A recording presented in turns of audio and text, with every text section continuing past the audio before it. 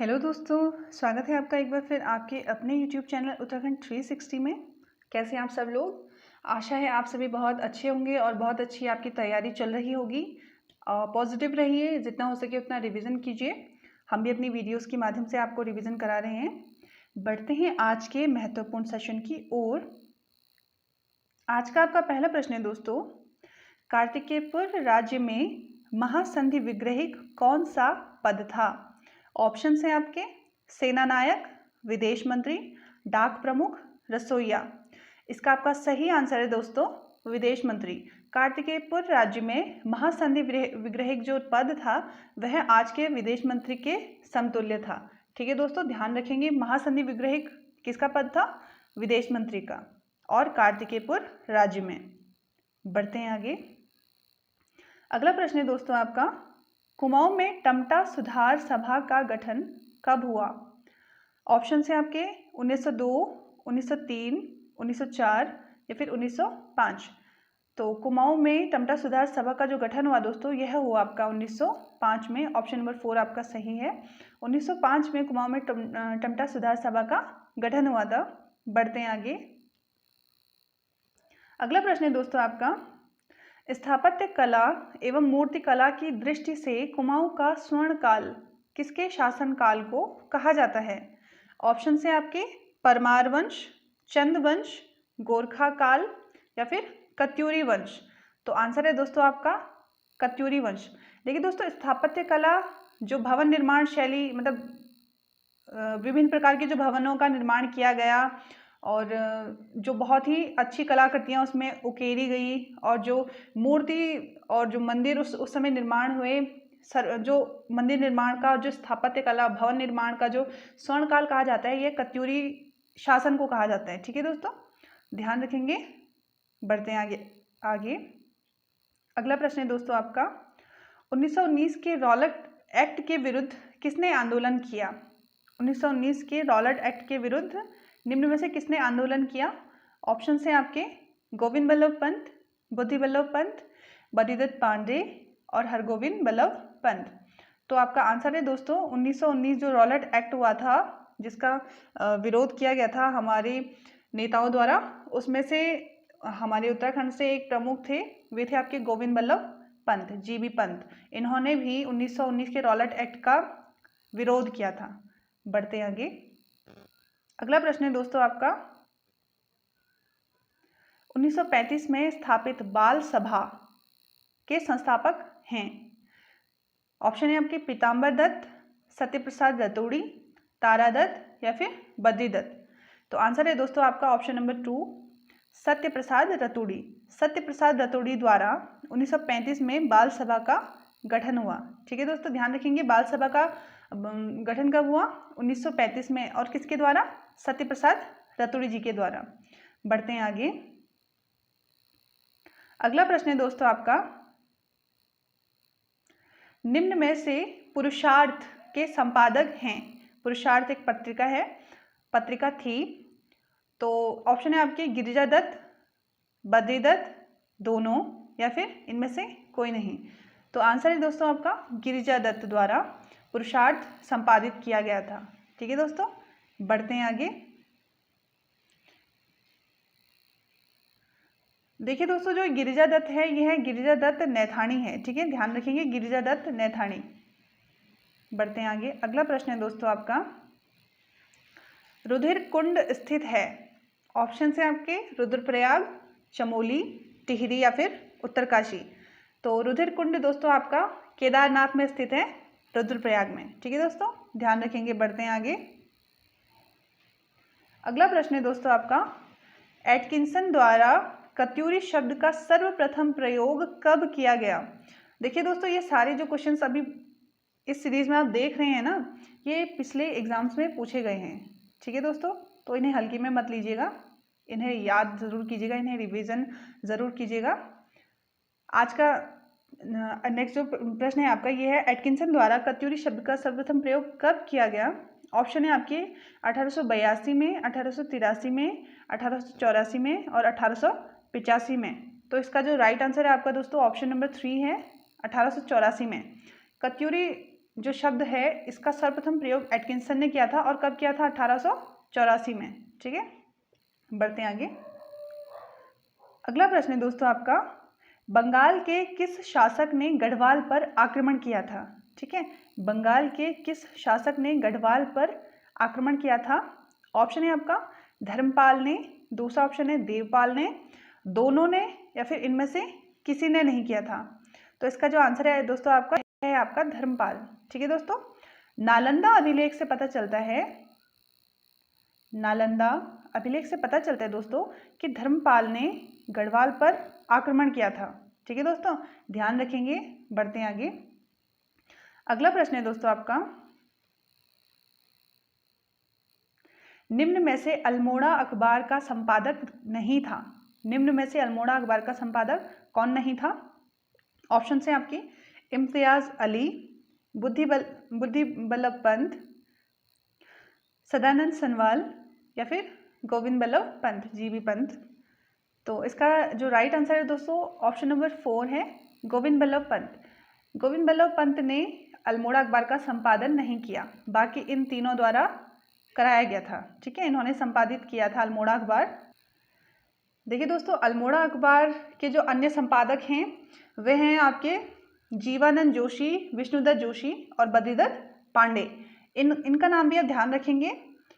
पीछे कुछ एक दो पेपर में पूछा गया था कि निम्न में से कौन सा व्यक्ति अल्मोड़ा अखबार का संपादक नहीं था, तो ध्यान रखेंगे। ये सारे इंपॉर्टेंट नाम हैं, किसने संपादन किया था और किसने नहीं किया था ये भी ज़रूर ध्यान रखें। बढ़ते आगे। अगला प्रश्न है दोस्तों आपका, देवपाल के साथ किस कत्यूरी शासक ने संधि की थी? देवपाल के साथ किस कत्यूरी शासक ने संधि की थी?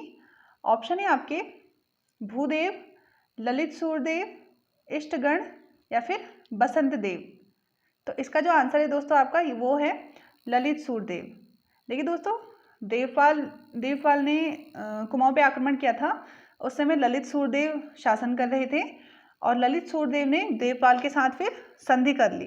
ठीक है, आपको पता है कि ललित सूरदेव कत्यूरी वंश के सबसे प्रतापी राजा माने जाते थे और इनका जो शासनकाल था शांति के लिए बहुत ज़्यादा फेमस था। ठीक है, शांति के लिए बहुत ज़्यादा फेमस था और बहुत ही कुशल इनका नेतृत्व रहा था।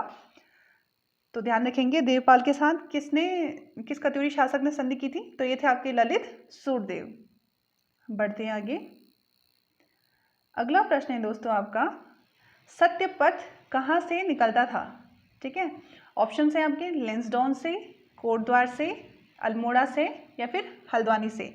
तो देखो दोस्तों, सत्यपथ जो ये समाचार पत्र था ये आपका कोटद्वार से निकलता था। ठीक है, अब आप कमेंट में बताइएगा कि ये किसने निकाला था और कब निकाला था सत्यपथ। बढ़ते आगे। अगला महत्वपूर्ण प्रश्न है दोस्तों आपका, 2011 की जनगणना के अनुसार लिंगानुपात की दृष्टि से उत्तराखंड भारत में कौन से स्थान पर है?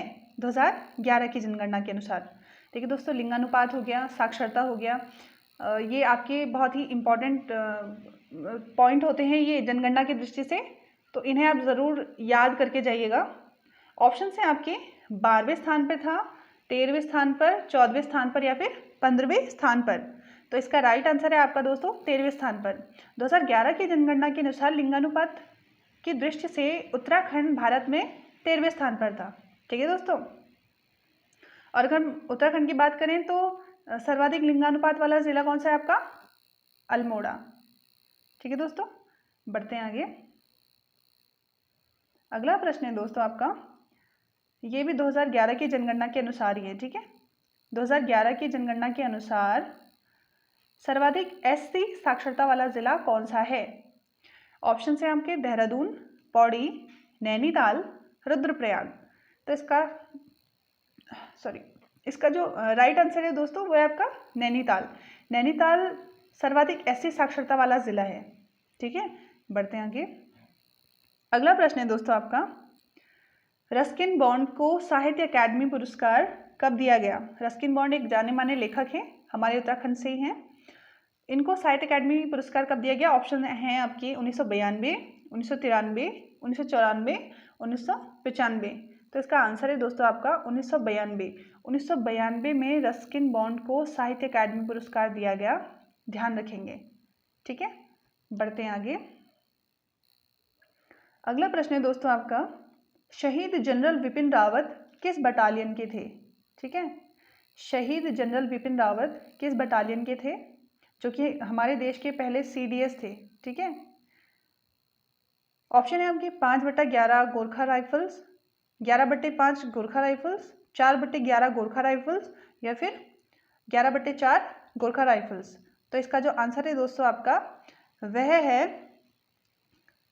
5/11 राइफल्स। ठीक है, 11वीं गोरखा राइफल्स की 5वीं बटालियन से हमारे विपिन रावत थे, जो कि शहीद हो गए थे हेलीकॉप्टर क्रैश में। बढ़ते हैं आगे। अगला प्रश्न है दोस्तों आपका, अनूप बिष्ट को देवभूमि द्रोणाचार्य पुरस्कार कब दिया गया? ऑप्शन है आपके 2017, 2018, 2019 या फिर 2020।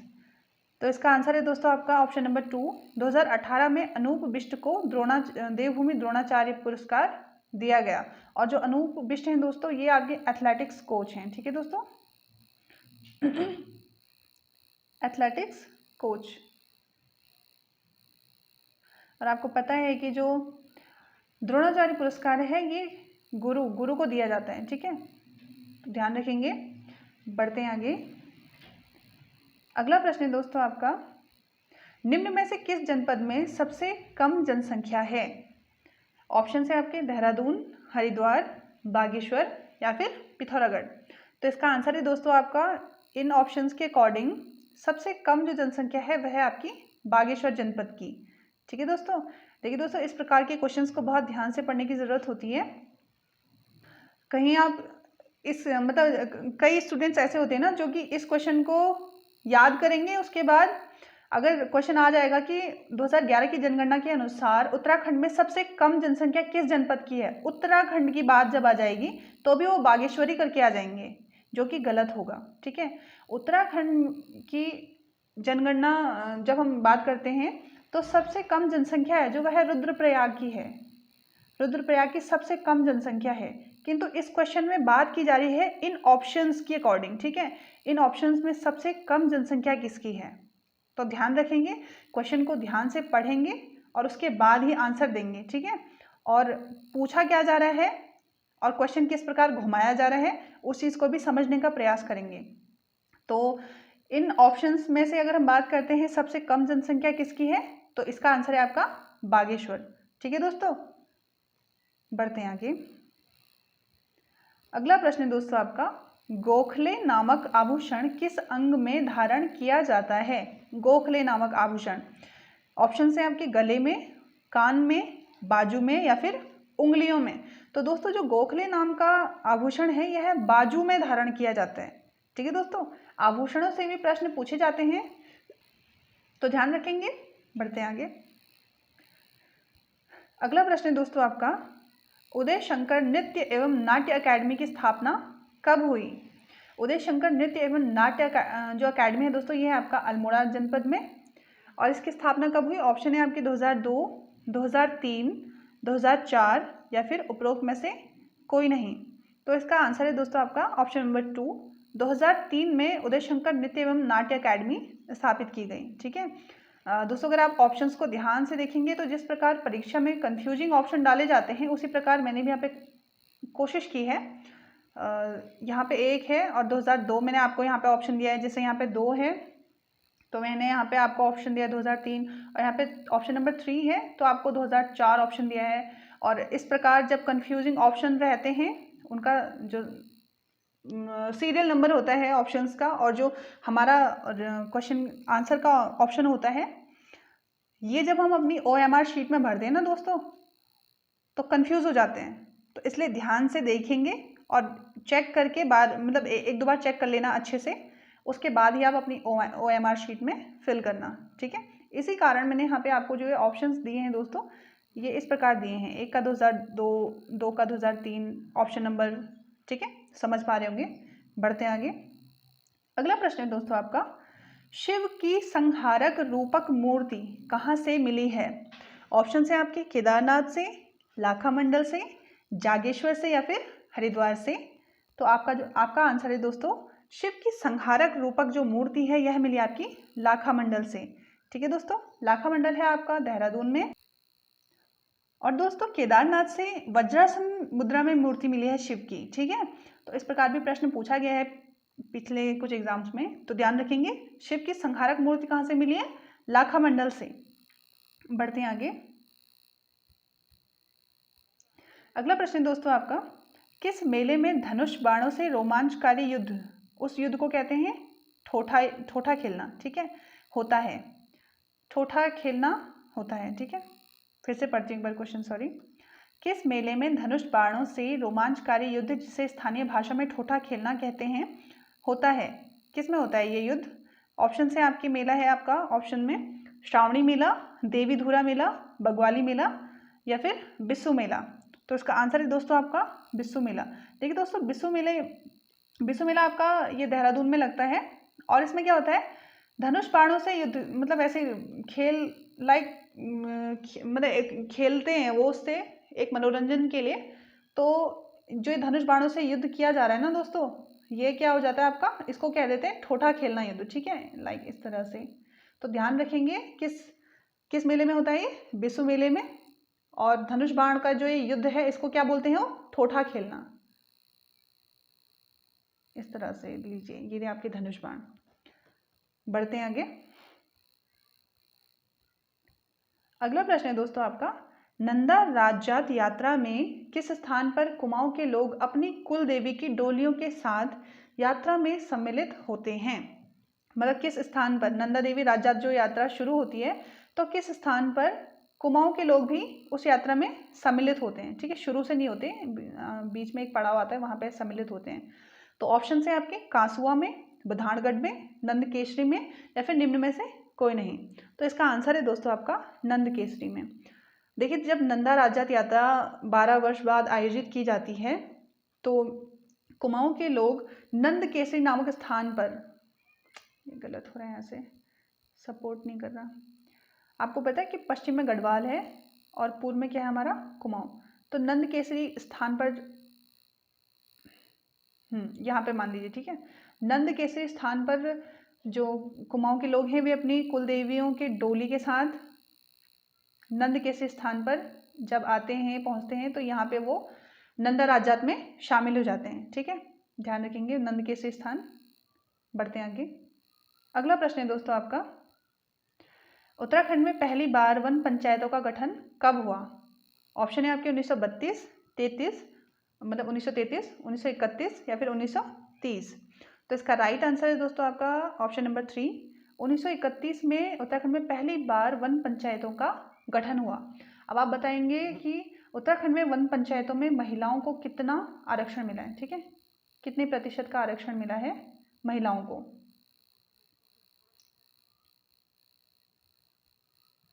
बढ़ते हैं आगे। अगला प्रश्न है दोस्तों आपका, त्रिवेंद्र पंवार ने संसद में किस तिथि को पत्र बम फेंका? पहले तो ध्यान रखेंगे कि पत्र बम किसने फेंका था? त्रिवेंद्र सिंह पंवार ने, इन्होंने संसद में पत्र बम फेंका था। और इसकी तिथि ऑप्शन से आपके 23 अप्रैल 1986, 23 अप्रैल 1987, 23 अप्रैल 1988 या फिर 23 अप्रैल 1999। तो इसका आंसर है आपका दोस्तों 23 अप्रैल 1987 को त्रिवेंद्र सिंह पंवार ने संसद में पत्र बम फेंका था। ठीक है दोस्तों, ध्यान रखेंगे इस तिथि को। ये थी आपकी आज की वीडियो। आपको वीडियो कैसे लगी प्लीज़ कमेंट में ज़रूर बताइएगा। और जो बीच में मैं आपसे क्वेश्चंस पूछती हूँ उस टाइम वीडियो को पॉज करके आप प्लीज़ कमेंट में उनके आंसर लिखा कीजिए, इससे आपका रिवीजन होता है। और बहुत सारे दोस्त उसमें सही आंसर दे रहे हैं जो क्वेश्चंस मैं पूछती हूँ बीच में। जो बहुत अच्छा लगता है जब आप कमेंट करते हो, जब आप आंसर करते हो उसमें, उससे आपको तो फ़ायदा मिलता ही है, आपका रिवीजन होता है, पर मुझे भी एक पॉजिटिव एनर्जी मिलती है। और देखिए दोस्तों, आजकल थोड़ा सा हिंदी में इसमें नहीं ऐड कर पा रही हूँ। एक्चुअली मेरी मम्मी की तबीयत ख़राब हो रही थी, आज 3-4 दिन हो गए हैं। तो आपको पता है कि जो बेटी होती है वो घर में उसको बाकी चीज़ें भी देखनी होती है, घर के काम वगैरह। इस वजह से मैं ज़्यादा कंसंट्रेटेड नहीं थी। कल के वीडियो में भी बहुत अच्छा कंसंट्रेट नहीं कर पाई थी, क्योंकि आप यकीन नहीं मानोगे, मैंने 4 से 5 बार री रिकॉर्डिंग की थी वीडियो की, उसके बाद भी मुझे उसमें कई कमियां लगी। आज भी बहुत अच्छा कंसंट्रेशन नहीं है मेरा माइंड का, क्योंकि बहुत ज़्यादा इफ़ेक्टेड हो जाते हैं इन सब चीज़ों से। फिर जब घर का पूरा काम खुद अकेले देखना है, फिर अब मैं पहाड़ से हूँ और आपको पता है पहाड़ में गाय भैंसे सब होता है। मूलभूत आवश्यकताओं की पूर्ति के लिए भी इंसान को हर रोज़ सेम मेहनत करनी पड़ती है। तो उन सब चीज़ों को भी मैं एक साथ बैलेंस कर रही हूँ। और आपको वीडियो देना भी बहुत ज़्यादा इम्पोर्टेंट था, क्योंकि आपको भी हमारी सपोर्ट की बहुत ज़रूरत है अभी। तो इस वजह से मैं अपनी वीडियो कंटिन्यू कर रही थी। सो प्लीज़ अगर आपको वीडियो अच्छी लगती है तो कमेंट में ज़रूर बताइएगा, और जो आपसे बीच बीच में क्वेश्चंस पूछे जा रहे हैं दोस्तों, उनका आंसर आप ज़रूर दीजिएगा। ठीक है, थैंक यू। आप अपना रिवीजन करते रहिएगा।